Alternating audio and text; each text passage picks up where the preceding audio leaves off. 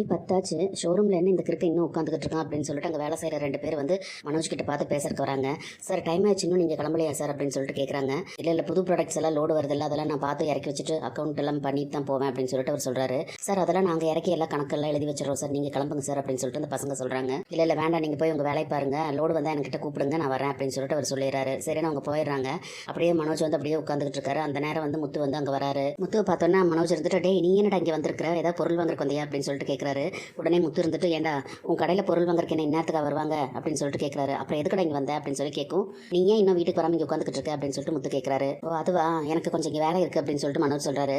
ஏண்டா நீ எல்லாம் சுட்டு போட்டாலும் 10 மணிக்கு மேலே வேலை பார்க்காத ஆள், சாப்பிட்டு போட்டு அப்படியே படுத்து தூங்கிடுற உடனே என்னமோ புதுசாக வேலை இருக்குது அப்படின்னு சொல்லிட்டு இருக்க அப்படின்னு சொல்லிட்டு முத்து கேட்குறாரு. நீ ஏன் உட்காந்து வேலை பார்க்குறியா இல்லை யாராவது சொல்லி வேலை பார்க்குறியா அப்படின்னு சொல்லிட்டு முத்து கேட்குறாரு. ஏன் எனக்கு சொந்தமாக எதுவும் முடிவெடுக்க தெரியாதுன்னு சொல்லி நினச்சிட்டு இருக்கியா அப்படின்னு சொல்லிட்டு மனோஜ் கேட்குறாரு. யோசிச்சுட்டாலும் அதெல்லாம் சொல்லி தான் தெரியணுமா என்ன அப்படின்னு சொல்லிட்டு முத்து வந்து மெதுவாக சொல்கிறாரு. எது அப்படின்னு சொல்லிட்டு மனோஜ் கேட்குறாரு. வீட்டு ஏதோ வரமாட்டேன்னு சொல்லியாமா, அதனால மீனா உனக்கும் சேர்த்து சப்பாத்தி செய்யறதா சொன்னா அம்மா செய்ய வேண்டாம்னு சொல்லிட்டாங்க, அதனால தான் வந்தேன் நான். இங்கே ஏதாவது சாப்பிட்டியா அப்படின்னு சொல்லிட்டு கேட்குறாரு. மனோஜ் இருந்துட்டு எதுவுமே பேசாம அப்படியே உட்காந்துட்டு இருக்காரு. பார்த்தாவே தெரியுது எதுவுமே சாப்பிட்டுருக்க மாட்டேன்னு சொல்லிட்டு, அதனால தான் பிரியாணி வாங்கிட்டு வந்திருக்கேன் அப்படின்னு சொல்லிட்டு முத்து வந்து பிரியாணி பொட்டலத்தை வந்து அந்த டேபிள் மேலே வைக்கிறாரு. அதை பார்த்தோன்னே மனோஜ் அப்படியே அதை பார்த்துட்டு அப்படியே முத்துவை திரும்பி பார்க்குறாரு. என்னடா பார்க்குற, இதெல்லாம் எத்தனை வருஷமா நான் பார்த்துக்கிட்டு இருக்கேன். வீட்டில் அம்மா ஏதாவது சொல்லிட்டாங்க அப்படின்னா திட்டாங்கன்னா நீ பட்டுக்கு சாப்பிடாம போய் கோச்சிட்டு படுத்துக்குவேன். அதுக்கப்புறம் நடுராத்திரி எழுந்திரிச்சு கொண்டு அம்மா பசிக்குதுன்னு சொல்லி உட்காந்து அழுதுட்டு இருப்பேன். உடனே மனோஜ் வந்துட்டு அதெல்லாம் அப்பா அப்படின்னு சொல்றாரு. டே அப்போ இருந்து இப்போ வரைக்கும் நீ ஒரே மாதிரி தான் இருக்கு, அதெல்லாம் நீ மாறவே கிடையாது. நம்ம கிரௌண்டில் போய் விளையாண்டுட்டு இருக்கும்போது நானும் ரவியும் வந்து அவ்வளோ இதாக உட்காந்துட்டு தண்ணி குடிச்சிட்டு விளையாண்டுட்டு இருப்போம். ஆனால் நீ அம்பையர் வேலை பார்த்துட்டு வந்து ஓடி போய் பாதியில் சாப்பிட்றக்கு போயிடுவேன். பசியெல்லாம் உன்னால் தாங்க முடியாது, வா வந்து சாப்பிடு அப்படின்னு சொல்லிட்டு முத்து சொல்கிறாரு. முத்து அப்படி சொன்னோன்னா ஒரு மாதிரி ஆயிடுது மனோஜ்க்கு. சரின்னு சொல்லி சாப்பிட்றக்கு வராரு. சாப்பிட்டுட்டு இருக்காரு. பக்கத்துலேயே ஒரு சேர் எடுத்து போட்டு முத்து உட்காந்துட்டு இருக்காரு. அவசர அவசரமாக மனோஜ் வந்து சாப்பிட்டுட்டு இருக்காரு. டே மெதுவாக சாப்பிட்றா, ஏன்டா இப்படி சாப்பிட்ற, இவ்வளோ பசி வச்சுட்டு தான் சாப்பிடாம உட்காந்துட்டு இருந்தியா அப்படின்னு சொல்லிட்டு முத்து கேட்குறாரு. இங்கே பாருடா, ரோஸ்த்தை யாருக்கிட்ட வேணாலும் காட்டலாம், ஆனால் சாப்பாடு மேலே காட்டாத. ஒரு நாள் நம்ம நினைச்சாலும் சாப்பாடு இருந்தாலும் நம்மளால சாப்பிட முடியாது, இல்லைன்னா சாப்பாடு கிடைக்காது. சரி நல்லா சாப்பிடு அப்படின்னு சொல்லிட்டு ஒழுங்கா காசு கிடைச்சிருக்கும் போதே அப்பா கிட்ட கொண்டு வந்து கொடுத்துருந்தா இந்த மாதிரி ஒரு நிலைமை வந்திருக்குமா அப்படின்னு சொல்லிட்டு முத்து கேட்குறாரு. மனோஜ் வந்து சாப்பிட்டுட்டு அப்படியே முத்து நிமிந்து பார்க்குறாரு.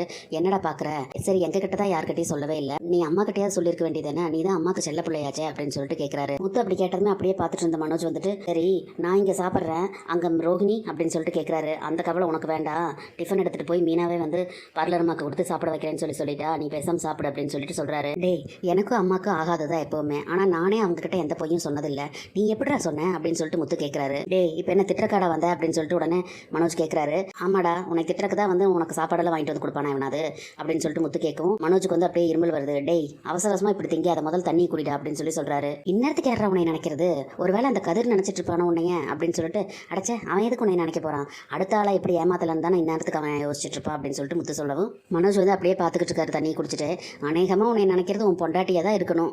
சரி புருஷன் பொண்டாட்டினா அடிச்சுக்கிறதும் பிடிச்சிக்கிறது சகஜம் தானே. நான்லாம் மீனா கூட சண்டை போட்டேன்னா ஒரு குவார்டர் அடிச்சுட்டு அப்படியே கார்லேயே படுத்து தூங்கிடுவேன். நீ மட்டும் அப்பா கிட்ட இந்த பணத்தை எடுத்துகிட்டு வந்த உடனே கொடுத்துருந்தீங்கன்னா அவரே வந்து உனக்கு தேவையான பணத்தை பிஸ்னஸ் பண்ணுறதுக்கு வந்து என்கிட்டயும் ரவிக்கிட்டே கேட்டுட்டு இதையே கொடுத்துருப்பாரு. நம்ம நல்லதை தவிர வேற எதுடா நினைக்க போறாரு அப்பா அப்படின்னு சொல்லிட்டு முத்து சொல்லவும், இங்கே பேர் ஏதோ சாப்பாடு வாங்கிட்டு வந்துட்டேன்னு சொல்லிட்டு சும்மா அட்வைஸ் பண்ணிக்கிட்டு இருக்காத, ஏதோ நீயும் சாப்பாடு வாங்கிட்டு வந்த, பசியோடு இருந்ததுனால நான் சாப்பிட்டேன் அப்படின்னு சொல்லிட்டு மனோஜ் அப்படியே பேச ஆரம்பிக்கிறாரு. உடனே முத்து வந்து அப்படியே மனோஜ் வந்து இவன் எப்பவுமே திருந்த மாட்டாங்கிற மாதிரி இப்படியே பார்த்துக்கிட்டு இருக்காரு. அதுக்காக நீ ரொம்ப கற்பனை எல்லாம் பண்ணாத அப்படின்னு சொல்லிட்டு மனோஜ் சொல்றாரு. அப்படின்னா அப்படின்னு சொல்லி முத்து கேட்கும். அப்பா கொடுத்த காசுல தான் இந்த ஷோரூம் ஆரம்பிச்சிருக்குது, அதுக்காக நீ இதுல எல்லாம் வந்து பங்கு கேட்குற மாதிரி ஆட்டை போடுறக்கெல்லாம் பார்க்காத அப்படின்னு சொல்லிட்டு சொல்றாரு. உடனே முத்து கோவமா எந்திரிச்சிட்டு, போடா வெண்ண என்னடா பேசுறீங்க, ஏதோ சின்ன வயசுல இருந்து பசி தாங்க மாட்டான்னு நமக்கு தெரியுமே, பட்டினியோட கிடக்குறானே அப்படின்னு சொல்லிட்டு சாப்பாடு வெட்டி வந்து கொடுத்தா எத்தனை ஒரு திமிரு பயிற்சி பேசிக்கிட்டு இருக்கேன், என்னமோ இவன் கடையை ஆட்டை போடுறக்கு வந்திருக்காங்கன்னு சொல்லி பேசுறான் பாரு திமிரு பிடிச்சவன் அப்படின்னு சொல்லிட்டு திட்டுறாரு. உடனே மனோஜ் வந்து டே நீ எப்படி யோசிப்பேன்னு எனக்கு தெரியும் அப்படின்னு சொல்றாரு. உடனே முத்து இருந்துட்டு உனக்கு மண்ணு தெரியும் அப்படின்னு சொல்றாரு. உன்ன மாதிரி கேவலமான புத்தி எல்லாம் என்னைக்குமே எனக்கு வராது. உடனே முத்து வந்து தலையில அடிச்சுட்டு, நல்ல அண்ணன்டா நீ,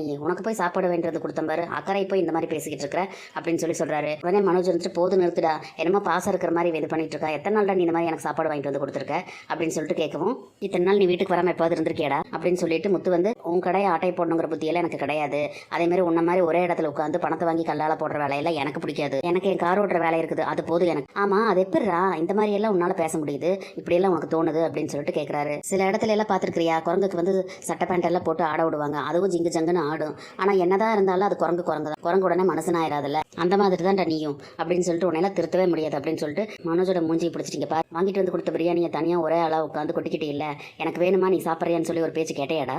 சரி அதை விடு, நீ சாப்பிட்டியா அப்படின்னு ஒரு வார்த்தை கேட்டியாடா?